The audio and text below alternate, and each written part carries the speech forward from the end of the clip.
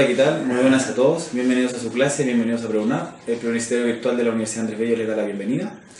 En esta oportunidad ya no, como ustedes ya están notando en los videos que estamos emitiendo, ya no estamos haciendo repasos ni preparándonos para la PSU, sino que ahora vamos a lo importante que es las carreras que ustedes van a elegir. Y hoy día les tenemos una novedad, una exclusiva de la Universidad Andrés Bello, que es la carrera de Ingeniería en Bioinformática. Estamos con Fernando González, doctor y director acá de la carrera de Ingeniería en Bioinformática y además director del Centro de Estudios que tiene que ver con esa área. ¿Cómo estás, Fernando? Muy bien, muchas gracias.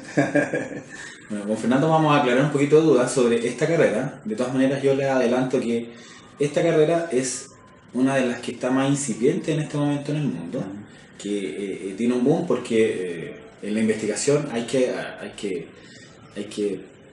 poner un poquito más de sustancia con respecto a los procesos que se hacen en la investigación. Así es que es un área nueva y ahora vamos a tratar de contarle un poquito de qué se trata. Bueno, si viniera un estudiante y preguntara primero, si tú pudieras resumir y leer de la mejor manera a un estudiante que diga, ¿de qué se trata esta ingeniería en bioinformática? Claro. Mira, la bioinformática nace primero de la revolución del DNA. ¿Ya? Desde que se obtuvo el primer genoma humano, es que estamos acumulando una cantidad enorme de información. Hoy en día se está acumulando mucha información de microorganismos. Y toda esa información ha generado toneladas y terabytes de un montón de datos. Ahora, ¿quién es la persona idónea para poder transformar esos datos en información? Es justamente un ingeniero bioinformático.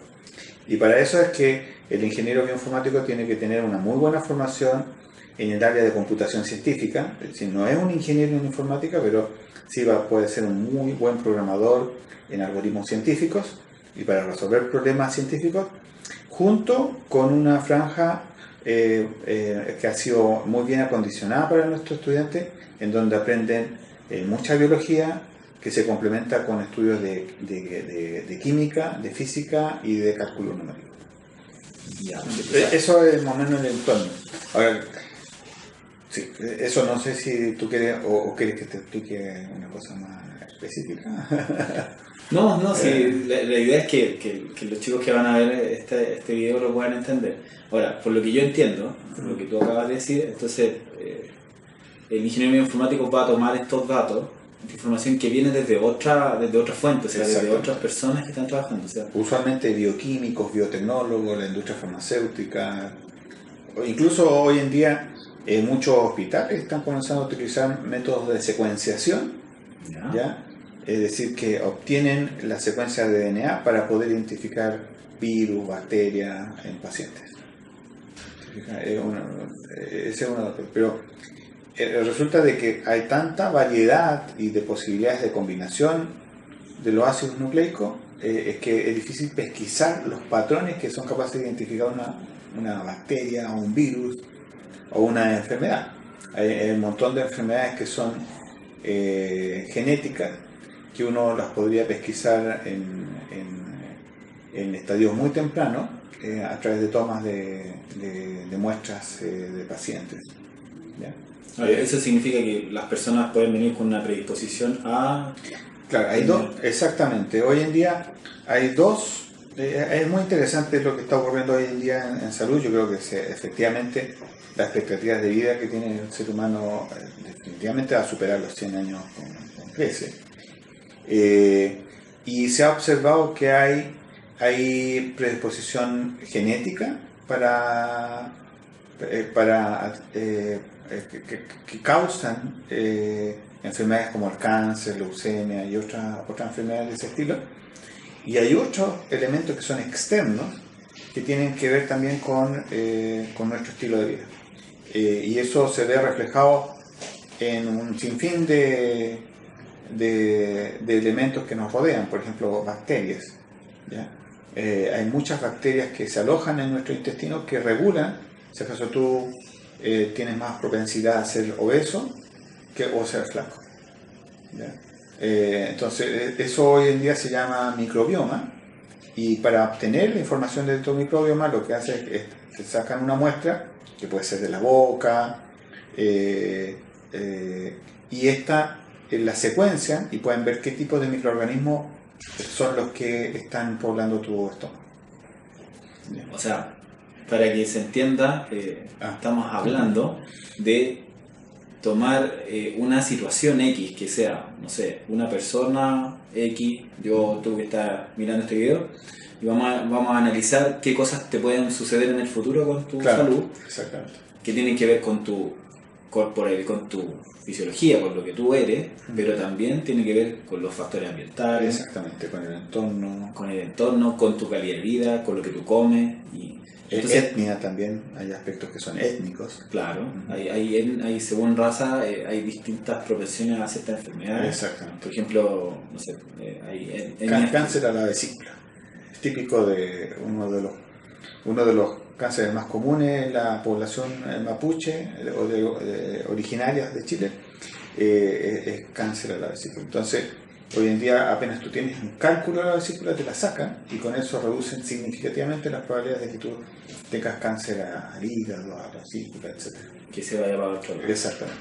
Entonces, imagínense ustedes mismos si hicieran el ejercicio y dicen, ya, yo quiero analizar X cosa de una persona, y empiecen ustedes mismos a enumerar la serie de cosas que ustedes hacen, desde cuánto caminan al día, si fuman o no, si toman el micro, y imagínense eso llevado a un computador, claro, hecho tabla, y toda esa información, ¿quién la procesa? Y cuando hablamos de procesar, significa qué cosa, porque uno le puede decir, bueno, vamos a armar una tabla, y uno dice, bueno, cualquiera arma una tabla en Excel, ¿cierto?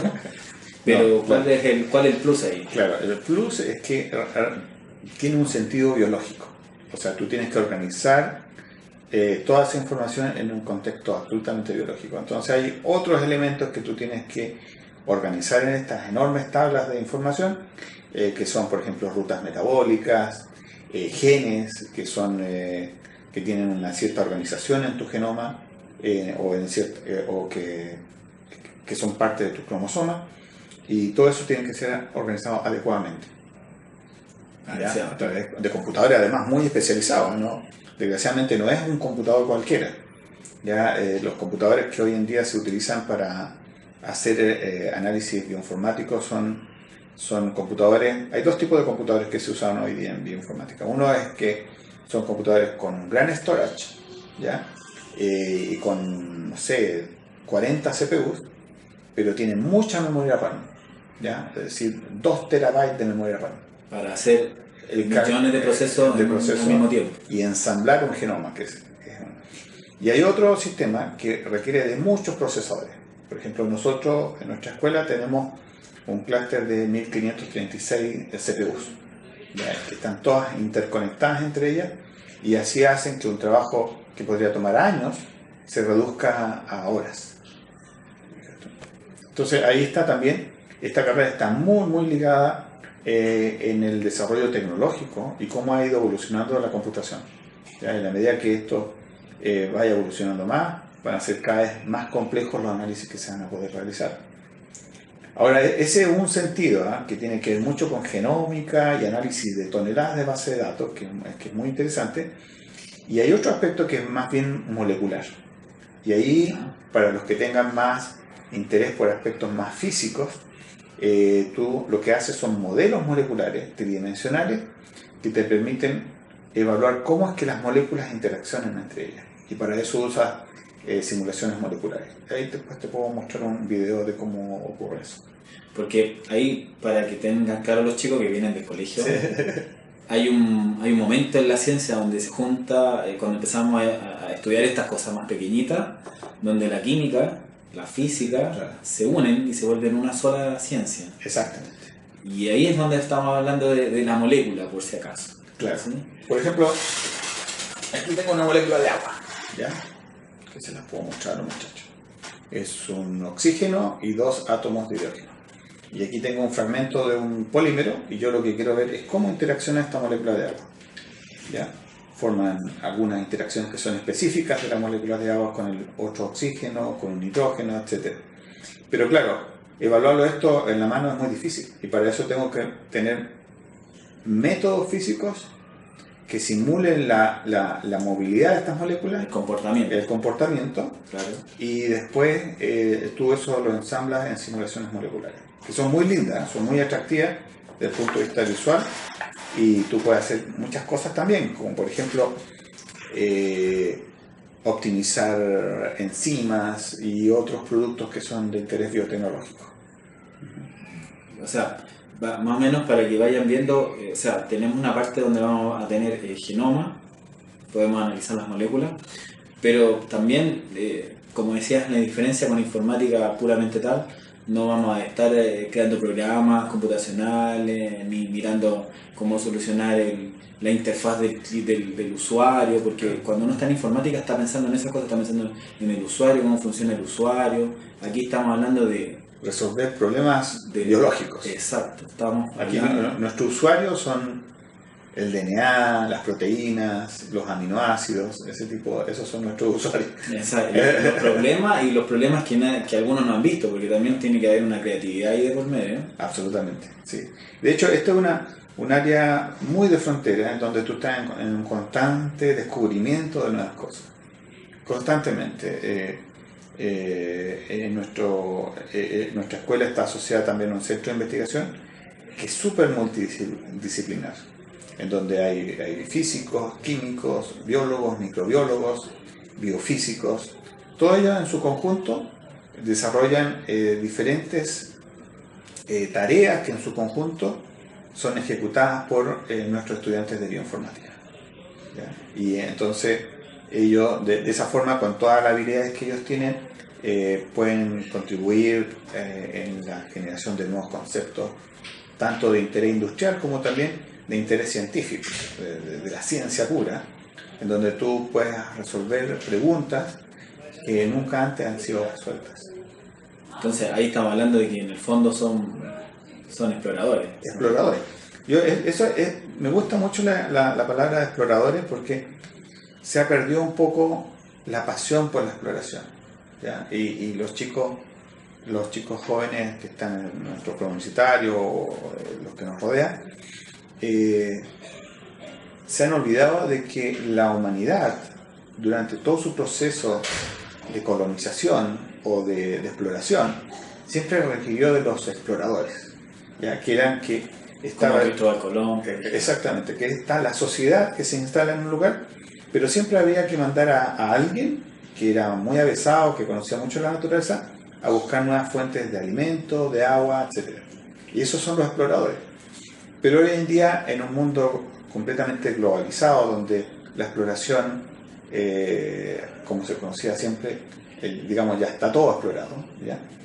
Ahora tenemos que formar nuestros nuevos exploradores. Y esos nuevos exploradores son los científicos, ¿ya? Y que necesitan de un nuevo entrenamiento para salir a un universo de posibilidades que pueden estar tanto en un contexto estelar, por ejemplo astrofísica, como también en un concepto microbiológico, en donde hay una serie de elementos que aún no se entienden y que pueden contribuir significativamente al bienestar de nuestra sociedad.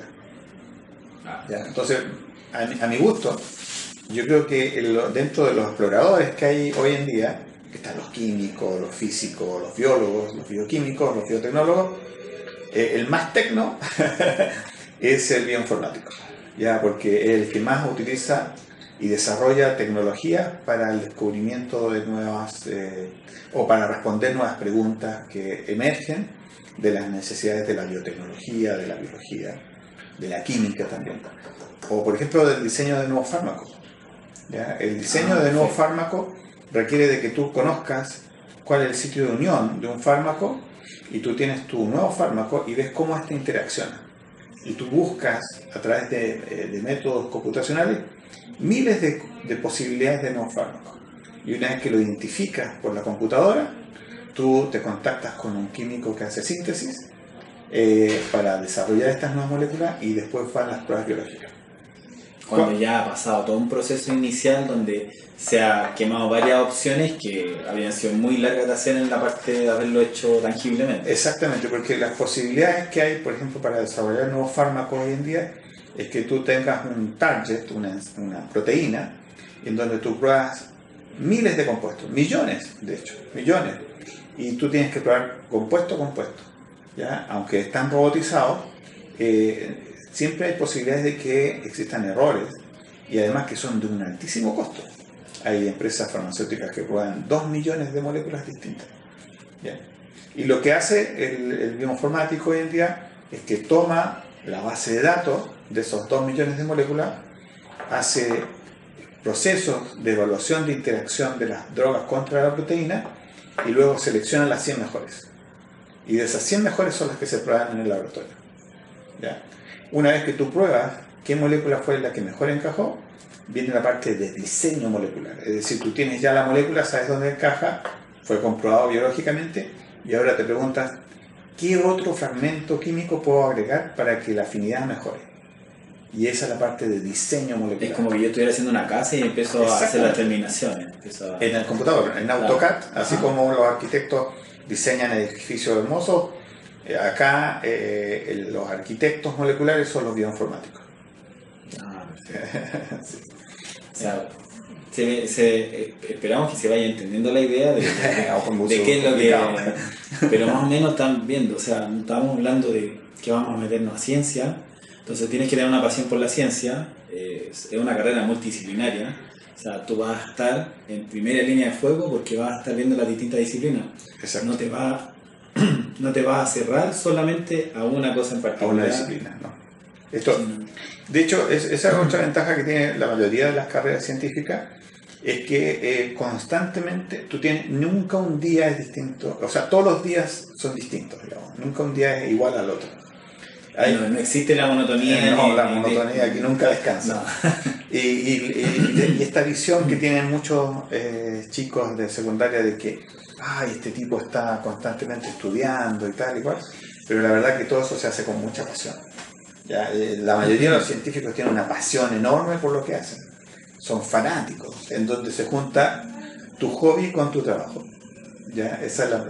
O sea, van a trabajar con gente que es feliz. Es feliz, absolutamente feliz. Le gusta lo que hace y está contenta. Puede ser un poco estresada en el peor de los casos, pero, por ejemplo, mire, esto de acá, esto es un biopolímero que se degrada. Se demora en degradarse cerca de 4 meses. ¿Ya? Y esto es el futuro. Esto está reemplazando el plástico. Exactamente, porque el plástico demora cientos de años en degradarse. Pero la mala suerte es que todos los plásticos que usamos, las bolsas de supermercado, no es que se degradan, sino que se terminan granulando y generan microplásticos. Que hoy, desgraciadamente, en nuestro océano completo está lleno de estos microplásticos que son absorbidos por peces. ¿Ya? Entonces, hoy en día es un gran problema. Entonces, ¿qué es lo que nosotros estamos haciendo acá? Es que hemos cultivado bacterias que son capaces de generar bioplásticos, biomateriales que son degradables y cuya degradación no genera ningún residuo tóxico. ¿Ya? Pero más aún, esto en realidad se pueden hacer muchas cosas fantásticas.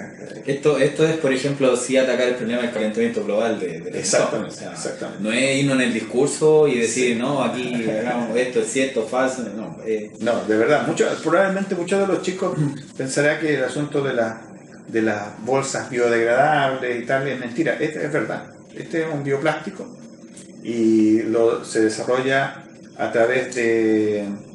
Sí, e incluso cuando recién se sintetiza es bastante plástico, bastante maleable. Ahora se endureció porque... Debe estar ya entrando su proceso ya de degradación. Claro. De hecho, este se degrada incluso con la saliva. Tú le echas saliva y en un par de semanas las bacterias de mi saliva se van a comer este bioplástico. ¿Ya? Porque las bacterias se comen. De hecho, son las bacterias del suelo las que se comen el bioplástico. Ah, perfecto. O sea, podría ser una especie como de abono incluso. Si tuviéramos... Exactamente. Esa es otra de las aplicaciones que estamos resolviendo 2 problemas a la vez. Muchos problemas. Por ejemplo, este mismo bioplástico, lo que hacemos es que a través de una emulsión generamos nanopartículas de este bioplástico, ¿ya? Que son un polímero esférico que mide 200 nanómetros. Para los que estén viendo este video, vayan y vean cuánto mide un nanómetro. Es muy pequeño. Bueno, no le podemos mostrar el nanómetro acá. No, es muy chico. Hay que verlo a través de microscopía electrónica, que se llama, que son potentes microscopios. No, el óptico ya ahí no funciona No, en no esa funciona, escala. no. Ni una lupa tampoco. Entonces, y esos bioplásticos, esas nanopartículas de biopolímero, las hemos nosotros utilizado para liberar en forma controlada algunos fármacos. ¿Ya? Por ejemplo, hay un problema en la agricultura en donde tú tienes que pinchar, darle un antibiótico a un cerdo, y los cerdos son tan inteligentes que le das el primer antibiótico y después el segundo día no te quieren ver. Entonces escapan, y cuando tú estás manejando muchos cerdos, en realidad es un problema mayor que se te escape uno y la baja dosis de antibiótico que tú le diste termina haciendo resistencia a la bacteria. Lo mismo pasa con nosotros, cuando nos enfermamos y tomamos antibióticos, tú tienes que tomarte una dosis exactamente cada 24 horas para mantener la misma concentración y mates todos tus bichos. Y después se pierde. Pero lo que se hace acá es que lo hicimos unos experimentos con ratones, se inyecta ratones y mantiene con un solo pinchazo durante 2 semanas la concentración pareja del antibiótico. Entonces esto podría reducir significativamente la resistencia. Y es un problema mundial hoy día, porque ustedes, por si no lo saben, hay antibióticos que son de primera línea, segunda línea, tercera línea. Entonces, los antibióticos, los que se usan habitualmente, es el antibiótico lo más suave que hay. Pero para la resistencia existe otro y otro, y ya se ha visto que hay bacterias que están resistiendo ya a la última línea de antibióticos que existe, y eso es un problema de salud mundial. O sea, una preocupación de la...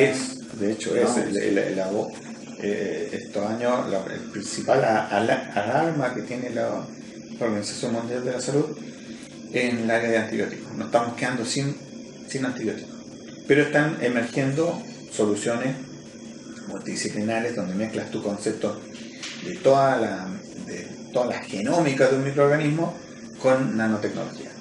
Y eso es lo que nosotros llamamos acá bio-nanotecnología, que es la mezcla de la biotecnología con la nanotecnología. Y eso es una herramienta poderosísima que la estamos desarrollando acá en la UNAM. O sea, si quieren hacer ciencia de primera línea a nivel mundial, no tienen que ir a Estados Unidos, no tienen que ir a Londres, sino que tienen que venir acá, a la Universidad Andrés Bello. Hay conocimiento potente que se está haciendo, como ¿quién es esto?